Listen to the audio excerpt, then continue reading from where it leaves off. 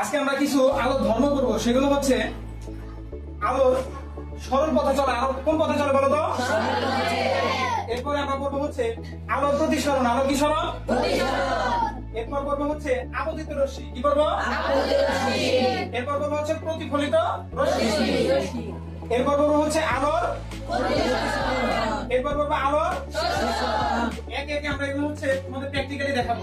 তো প্রথমত আছে হচ্ছে দেখো এখানে আলো সরল পথে চলে। তোমরা কি জানো কিনা জানি না, এটা কেটে চিনো তোমরা? এটা কি চিনো? এটা হচ্ছে একটা আলোর উৎস। এটা কি একটা আলোর উৎস? যাকে আমরা এক কথায় বলি টার্গেট লাইট। কি বলি? এখন আমরা জানি যে আলো কি পথে চলে বলো তো? এখন আমরা এটা দেখে কি বিশ্বাস করবো যে আলো সরল পথে চলে? অবশ্যই না। আমাদের প্রমাণ দরকার না, আমরা এটা প্রমাণ করবো যে আলো সরল পথে চলে। আলো সবসময় ন্যূনতম দূরত্ব চায়। কি চায়? ন্যূনতম দূরত্ব চায়। এখন আমরা এটা দেখবো। আচ্ছা, তো এই জন্য আমাকে একদম লাগবে, একদম চলে আসো এখানে। আলো সরল পথে চলে, এখানে আসো একদম।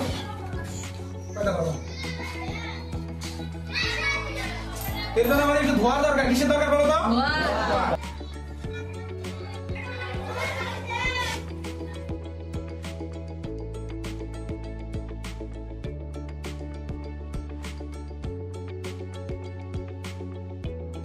আচ্ছা দেখো তোমরা আলো কিভাবে সরল পথে চলে আমরা এখন দেখাবো। আচ্ছা, কয়লে ধোয়া দেওয়া শেষ। এই দেখো তোমরা ধোয়ার ভিতরে আলো কি দেখতে পাও? ধোয়ার ভিতরে আলো দেখতে পাও তোমরা? ধোয়াটা যদি আমি একটু ভালো করে দিই তোমরা তাহলে দেখতে পাবে। এই দেখো, এটা ধোয়ার ভিতরে আলো দেখা যায়, দেখছো? এই দেখো, তার মানে আলো কি সরল পথে চলে না? আলো কি বাঁকা পথে চলে? আলো কি পথে চলে? আচ্ছা, তার মানে আমরা একটা প্রোগ্রাম শেষ করে ফেললাম। আমাদের যে প্রমাণ ছিল এটা শেষ করে ফেললাম।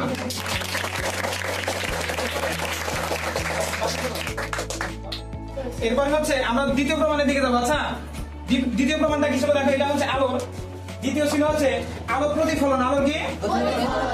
তোমরা তোমাদের বইয়ে শিখছো যে আলোক রশ্মি এক মাধ্যম থেকে অপর মাধ্যমে যাওয়ার সময় আলো বিপরীত মাধ্যমে ফিরে আসে, তাই না? আলো এক মাধ্যম থেকে অপর মাধ্যমে যাওয়ার সময় আলো বিপরীত মাধ্যমে ফিরে আসে পুনরায়। এটাকে আলোর কি বলে?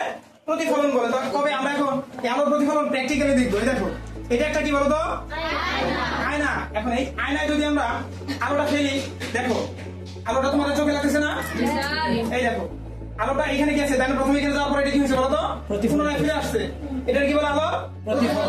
আমি যদি আরো ভালোভাবে তোমাদের বোঝাই, দেখো এখানে একটু, এই দেখো, দেখতে পাচ্ছ কি দুইটা আলো? কয়টা আলো দেখতে পাও তোমরা?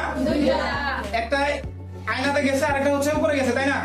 এখন এই বিজ্ঞানে দুইটা নাম আছে। কি আছে বলো? বিজ্ঞানে এই দুইটার কি আছে?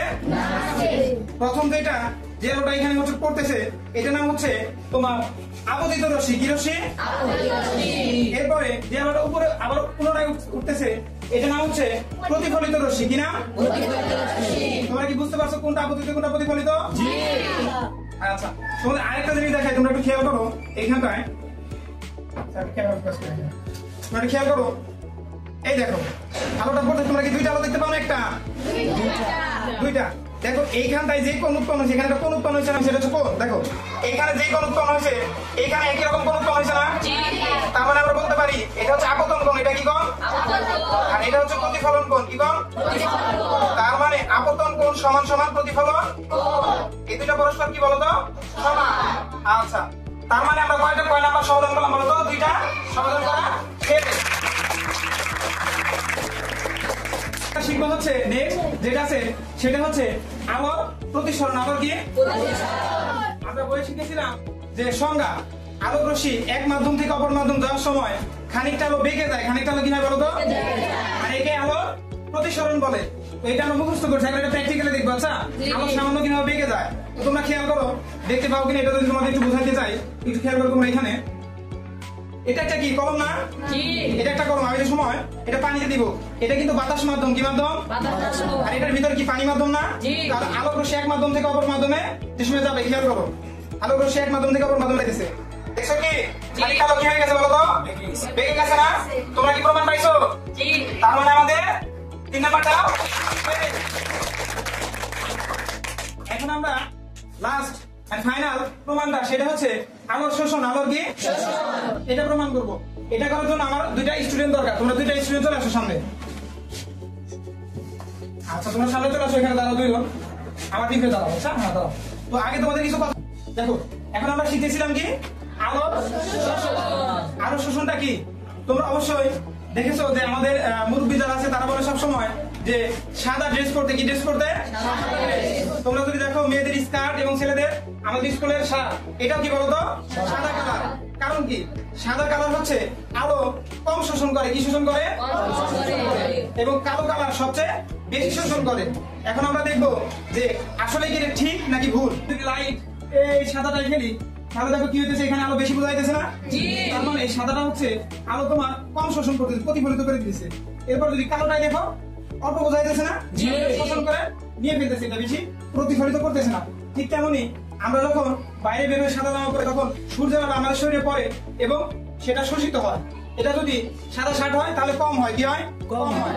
লাইট কম শোষিত হয়, অর্থাৎ আলো কম শোষিত হয় এবং আমাদের গরম কম লাগে। কি লাগে? গরম কম লাগে। তবে এখানটা যদি দেখো কালো শার্ট যদি পরো তাহলে তোমার গরম বেশি লাগবে না কম লাগবে? বেশি লাগবে গরম। আচ্ছা, তাহলে আজকে আমরা কয়টা প্রমাণ শেষ করলাম বলো তো? লাস্ট এবং শেষটা শেষ করে দিলাম আমরা প্রমাণ।